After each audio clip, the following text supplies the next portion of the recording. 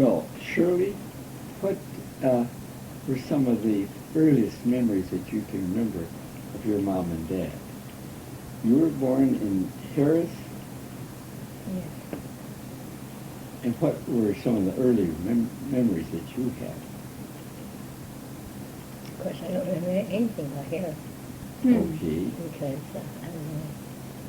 And so was the Carlton the first that you remember? And you lived on in a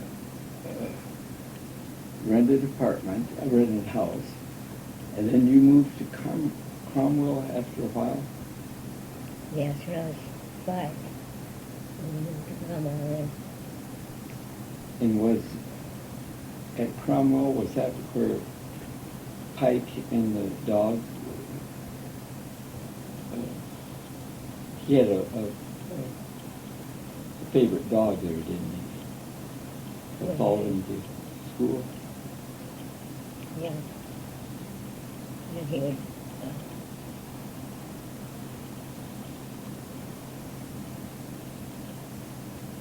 Oh wait, the dog would just wait for you till the school bus came.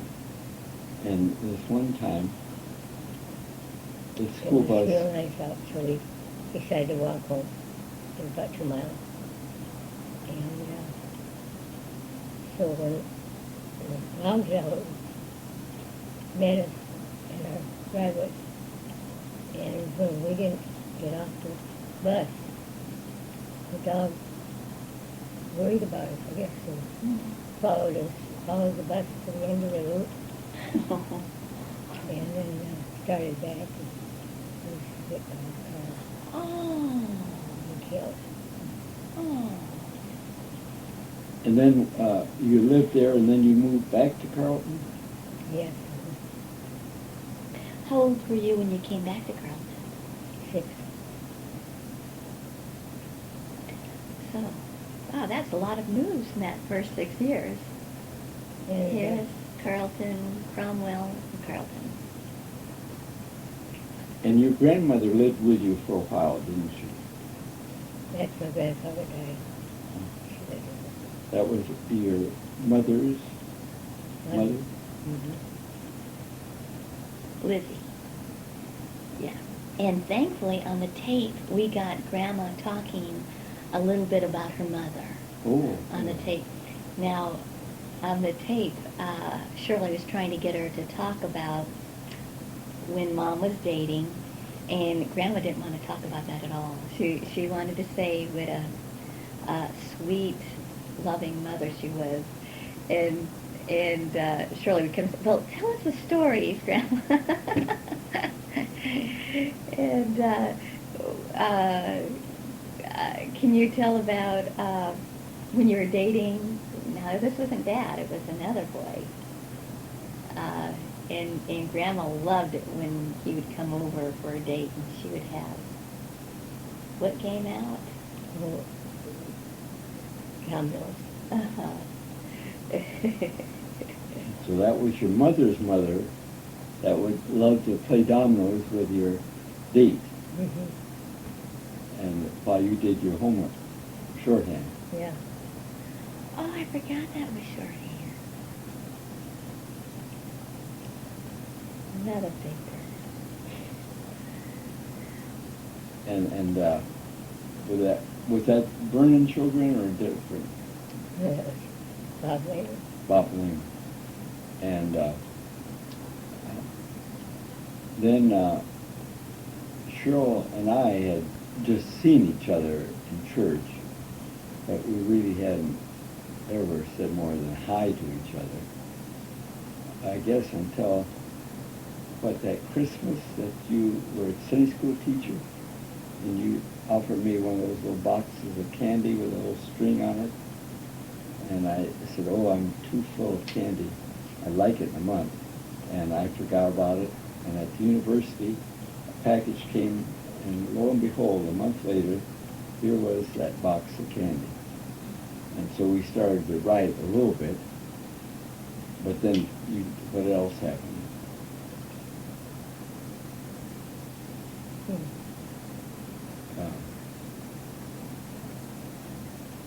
remember that I overheard you talking to one of your girlfriends at church that you were going shopping the next day in Duluth.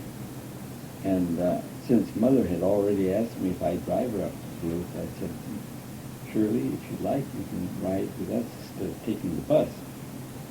And so you did. And I don't remember much about the shopping. I think we all split up and went kind of separate ways. But I don't remember anything about the supper. Huh. But I do remember we went to a movie after supper, and I sat next to you, and on the other side of you were the twins and Marilyn. And they got more kick out of watching you and I holding hands than they watched the movie. Wow.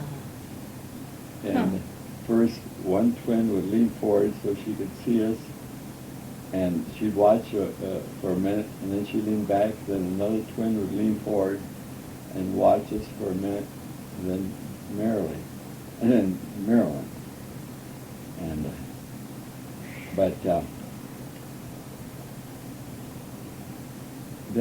then I guess what we then. When I came back for a weekend in my senior year at college, we had kind of a first date. You held her hand before our first date, huh? Yeah. Hmm. and on the second date, I just leaned over and kissed you,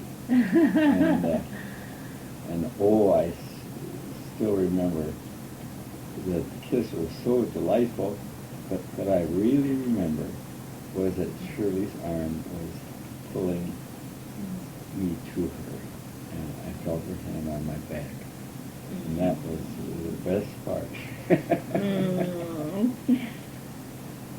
So then we would date on and off. We were engaged on April 21st. Ooh. And then December 23rd, we were married. Okay, Dad, we've never gotten on tape. I want you to tell your story of how, well, first of all, your engagement was rather short. You didn't plan to get married that Quick, fast. yeah. You only had a few days leave at that time, right? And so when I heard I had 9 days leave, I called Shirley, and you tell what happened with your folks, Shirley. Well, he called and he asked if we could get married at Christmas time. And we hadn't thought about it at all. So it was shock, and so finally he said, well, you talk it over with your folks and my folks, and I'll call back tomorrow night. And so I did, and Grandpa Watkins wasn't too happy. And my dad was sleeping when we called. So the next morning I got up and had breakfast with my dad, and asked him about getting married at Christmas time. This was at Thanksgiving. Oh, the Thanksgiving. And I still see him, he was eating eggs. And his hand was halfway up to his mouth. And he said, oh, but Shirley, you're just a little girl yet. So I cried and went in bed with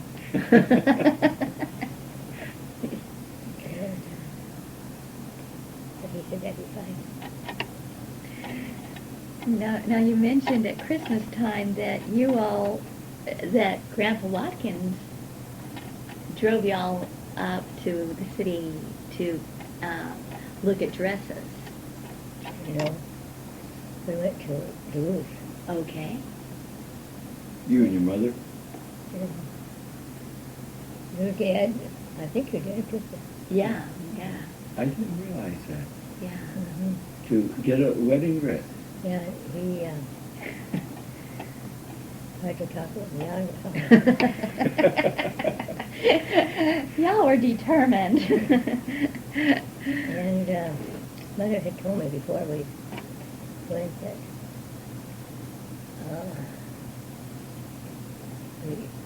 this came up so suddenly that, she said I could get a dress, but they wouldn't dress because they were just too expensive. Mhm. And, that was during the war, and,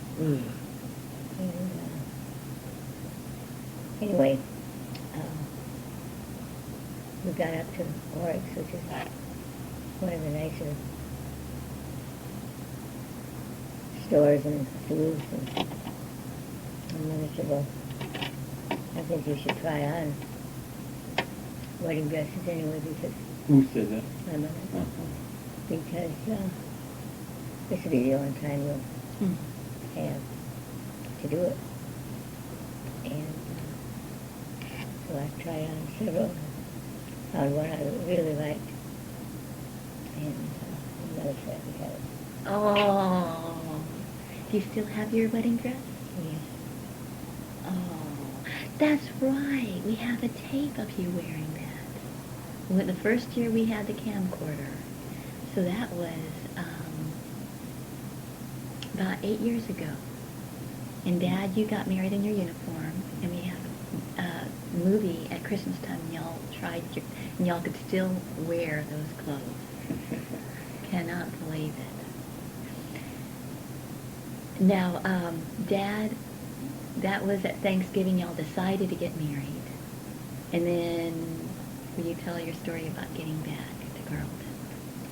Well, I was of all places, in the Navy in Tucson, Arizona for officers training. And so they graduated, the actual graduation was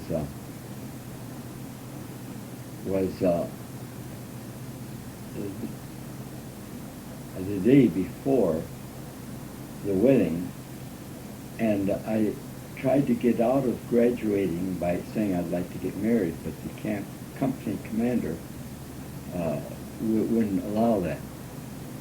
And so we would, if we went to graduation, we'd miss the train to Minnesota by an hour. Mm. And so what we did, though, we arranged at an airport for a small plane that would carry 5 passengers, and I got 4 others that would each pay $30, and so the 5 of us paid $150 for the pilot to fly us to El Paso, and he thought he could get us there so we could catch that train that left earlier, and we could still get to Minnesota the day before and have 24 hours before the wedding instead of just an hour. And so the plane landed, and we jumped out, and we, I think we took a taxi to the railroad station, and as we got out, the train was, said, all aboard, and we had to go about a half a block to get there, and the train was moving, but I got on the lowest step of the entryway into the car. We were still on the outside of the train, and but the guys kept squishing in, and pretty soon the second step, first step, and then I got on the platform of the end train, and that wasn't too bad. But later on, we got all squeezed in to where we were inside the train, and I sat on my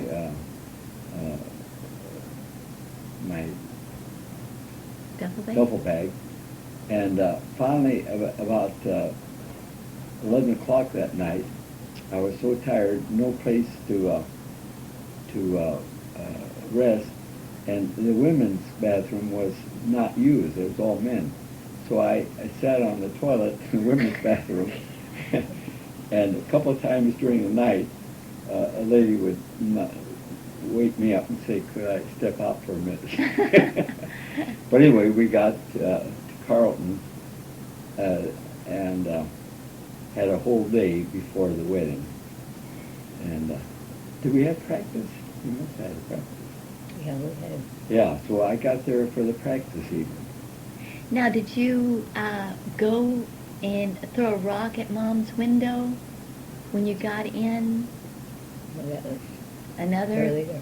Oh, yeah. Okay. What was the weather like when you were standing outside the train? You know, when you Well, it was in Texas, so it wasn't bad at all. Okay. My mental image, it's through the snowdrifts. We had our big, heavy officer's overcoat and all that stuff weighed down. And they were in the wind, you know, Yeah. holding all that. But it was all worked out just fine. Now, if you had not been able to do that, you would have gotten to the wedding hopefully an hour before the wedding. the wedding. And hopefully Shirley would push me into the spot to stand and tell me what to say. Now, this is a story that about Grandpa. Then y'all got married on a Saturday night, and what time did y'all get married? 8:30. 8:30. And so, what time did you leave? Well, about midnight, wasn't it? Uh-huh. And bless Shirley's heart, she had to do everything. She had arranged for a bridal suite up in Duluth, Uh-huh. 20 miles away, and Dad had loaned me his car. But it was 30-some degrees below zero when we got married. Oh my goodness. And so Shirley and I got in, and even the engine didn't work very good because my brother had fixed up for a bomb to go off, Really? firecracker, but all it did is short out some of the cylinders. Anyway, when we got to Cloquet, 7 miles away, Duluth seemed like the end of the world, so we stopped and just got a room in Cloquet for the night, a couple nights. And then Uncle John, bless his heart, he knew I had no money. Oh. And so he said, "You don't have to spend money at a hotel. Why don't you just spend your honeymoon at our house?" And that was the one that Pike has now. Now, I did not know that. So you had your honeymoon really at Uncle Pike's house, Yeah. where we've spent so much of our childhood. Right. And even my kids have spent the night there. And so Which room were you all in? we think it's, we didn't pay much attention, but we think it's the one So that Pike was. that Pike used or Snook had. No, that Pike was. It's the one that Pike used. So it's the one at the top of the stairs. Mm-hmm. Oh, no. Well, at the top of the stairs is kind of their guest room. Oh, really? You Okay. go around the banisters Uh-huh. and to the front of the house. Okay. So would it be the bedroom on the right or the left? Yeah, yeah. Okay. Okay. And Yeah. I thought it was one on the right, but it makes no difference. Anyway, I was paying attention to someone else in the room. uh-huh. And Uncle John and Aunt Sarah, they had a bedroom fixed up downstairs for themselves because they couldn't very well make the steps. Oh. And but so that was sweet of them to let Yeah. us have the room because they had to have someone straighten up afterwards and do that. That was so And then Uncle John, bless his heart, he said, "I will loan you $300." And so we borrowed $300 from him, and that got us through expenses. And did it get you your ticket out to Bowdoin College? I'm not sure, but anyway, we paid him back. Paid back the University of Minnesota, where I had a war loan, student war loan, Oh. and that was $500. Mm-hmm. So paid back all our debts. Because I was getting $150 a month as an officer, which was great, instead of $21 a month. My goodness. So I was living in a high, especially high after I got married with Shirley. Now, the next morning was Sunday, and y'all left the church at midnight. And the next morning, Grandpa wasn't too pleased with you all. Grandpa Nyquist We decided to come to church. thought it would be funny.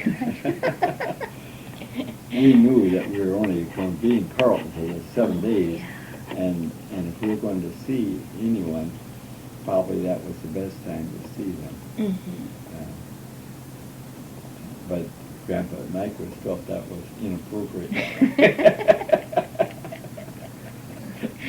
I think that's funny for some reason. Now, I remember you saying you had a hope chest, right, Mom?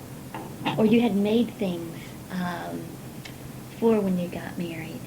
And when did y'all move to Maine? Daddy went to Maine, yeah. Okay, After I straight. just knew it. After the 9-day leave. And I went back to college and I finished the semester. Mm-hmm. And then I went out to Maine Mm-hmm. to be with her. And You had all the stuff in your dad's foot locker. Tell about that.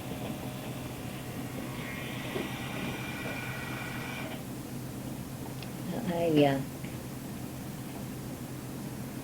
had a small suitcase, and then my dad's foot locker. And he was missing. Oh. And I took that, and on the way to the train,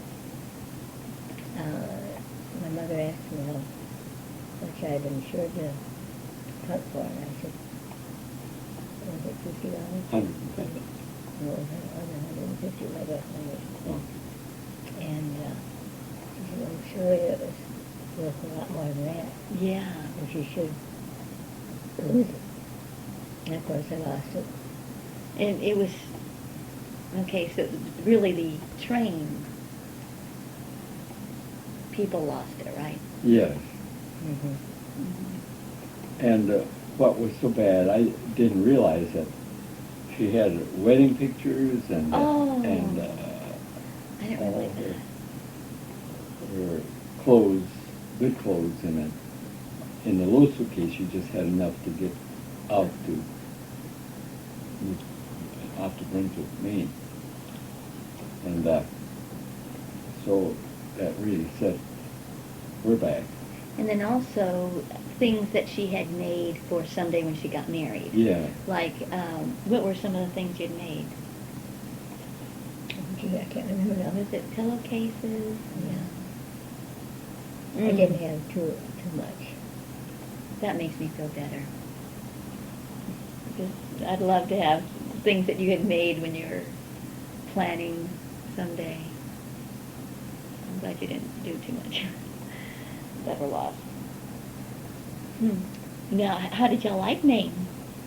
We liked it pretty well because one of the officers let us subrent an apartment from him, but in Maine the houses were kind of old-fashioned, and the apartment was an upstairs apartment with the stairs being unheated, and the bedroom on one side unheated, and the living room and the kitchen and bath on the other side that was heated by an old pot-bellied coal stove. And so after, when we went to bed, we'd get all bundled up as much as we could, make a mad dash across the cold hallway, and jump into bed in the cold bed. And even the flowers that I bought, Shirley, they froze during the night. So, but Shirley and I, being newly married, we didn't freeze. Shirley was a delightful wife and bride and girlfriend and all mixed up to one. It's always been that way. We were looking at pictures and we saw a lot of pictures of you all kissing. And Dad said, well, these are kind of, I've got a lot of these. And I said, well, Dad, you have no idea how many times we all grew up with y'all being close, and it's normal for us to see. So Shirley stayed with me the 6 months that we were in pre-radar and radar training in Boston later on. But then when I was assigned first to Pearl Harbor and then to a sub-destroyer, she went back to school. But she was out San Diego for a month. But the destroyer was out at sea most of the week.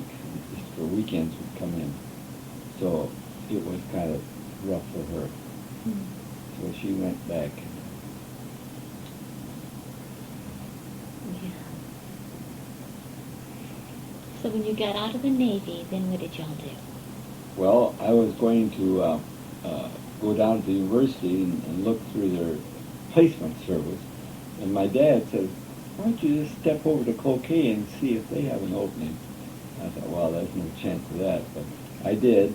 And lo and behold, at the Weyerhaeuser company, they called the plant the wood conversion company, they said, yeah, they need an electrical engineer. And so they hired me, and nothing was said about salary. And so I had to work for a month before I even knew how much I made. And so it was kind of interesting when I opened my paycheck. And I was sitting next to, my desk was next to a chemical engineer, Jim Chalice, and he'd opened his, and I opened mine, and he could tell the way I was looking at it that I was pleased, because mine was $225. And he said, how much do you get? And I squirmed, and I didn't want to tell him, and I thought I would squash it by saying, I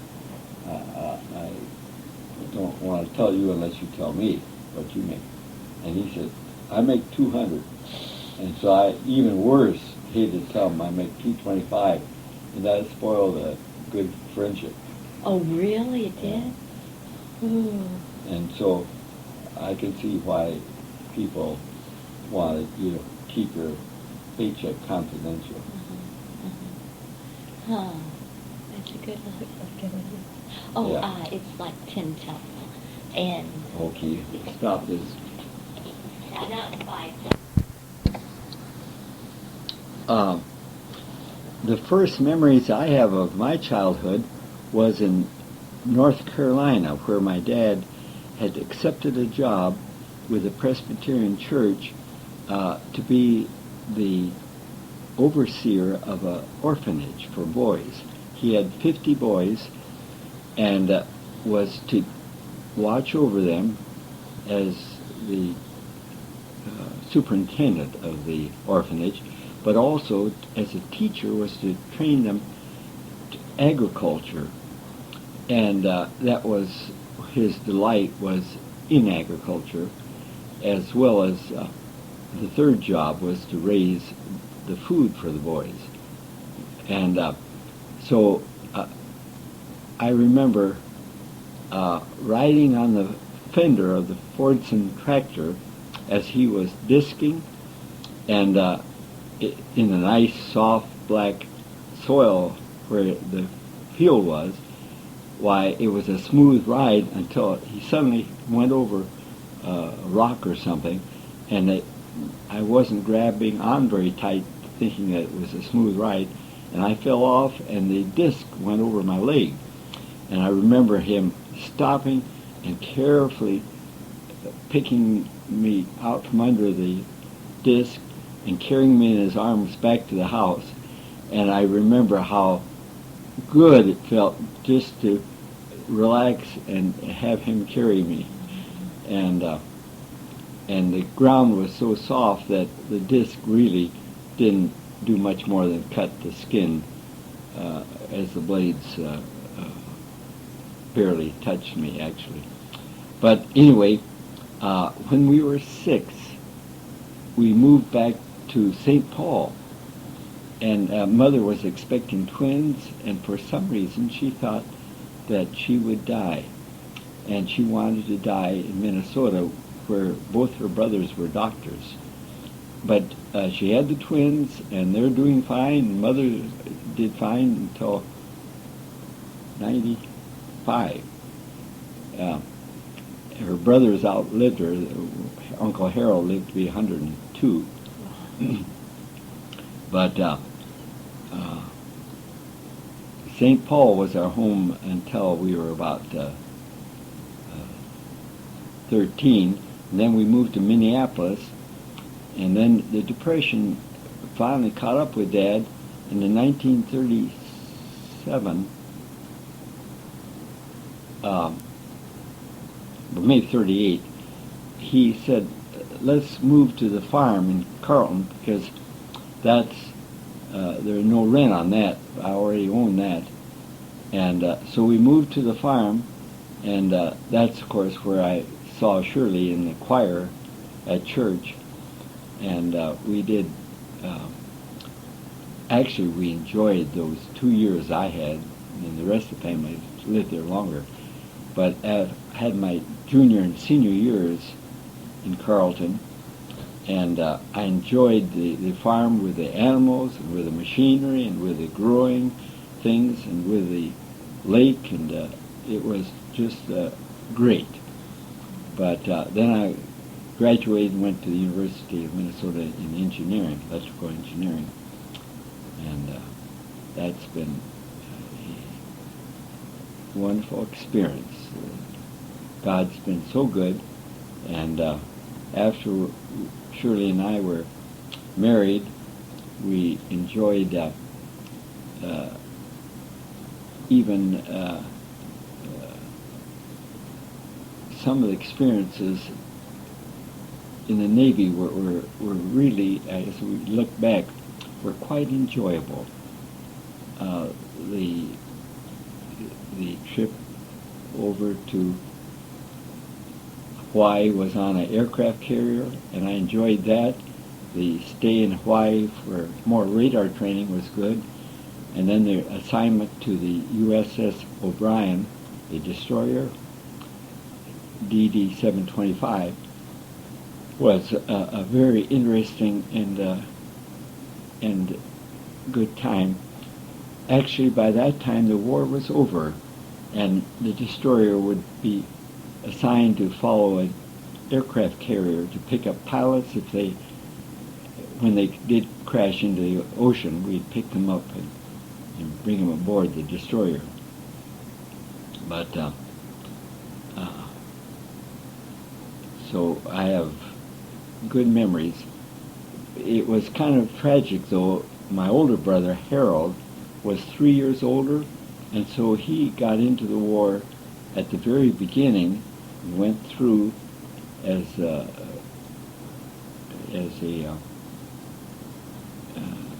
communications officer in the Army. He went through North Africa campaigns and then into the Sicily campaign. And when the Sicily campaign was just about over, he was killed. But John and I got in late, and we didn't see any actual fighting. So is Harold buried in Sicily? Yes, Harold's grave is in Sicily, and Mother went over to see it,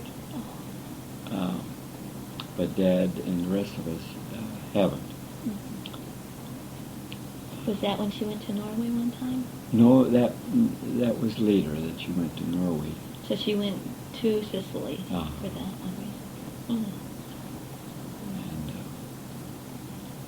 Um, Now, when you were little and you first, okay, when your dad and your mother had the twins, y'all went back to Minneapolis?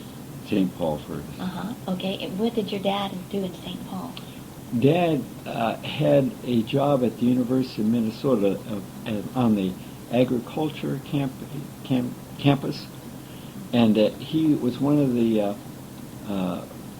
professors there, and worked with in the farm economics division, and he liked it, but what he really his heart was in was helping the farmers directly, and so about 1935 he took a job with the U.S. government called the Federal Land Bank, and Dad enjoyed that work because that gave him a chance to go out, see farmers who were going to lose their whole farm, and talk it over with them, and if a loan would be suitable, along with going over with the farmer different changes in farming to make it a success, he would do that. And so he enjoyed helping out farmers and did that for a year or a year and a half until 1936 election, when Minnesota went Democratic. Mm-hmm. And Dad was a Republican, so they threw out all the Republicans. And so Dad was out of a job, and he was selling milking machines, but that was hard times to sell milking machines or anything to farmers.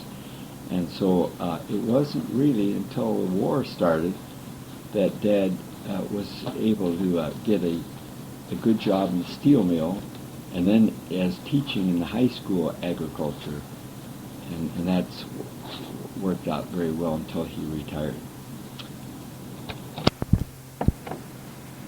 Dad, will you tell the story of Grandpa and Grandma's courtship? Mother and Dad first met each other when Dad was editor of the McAllister College annual, and Mother was art editor. And so they got to know each other a little bit that way, but Mother was dating a very nice-looking person off and on, and Dad knew that, and he worried about it, and one day he saw them going for an afternoon canoe ride, and he rather brashly asked her date if he could just have 5 minutes with Mother or with Selma. And why the other fellow gave in, I don't know, but from what Dad and Mom both say, that made a difference of great importance to me and to the whole family, because Dad, I think, got across a message to Mother that he wanted her in his life, and whether he proposed that day or not, we're not sure, because we think he proposed on the Lake Vanoa farm on the old Spring Road there. Mm-hmm. And David Watkins proposed to his wife in the same place. Mm. So, but at any rate, he got Mother willing to not take any immediate steps till he could get to know her better. Mm.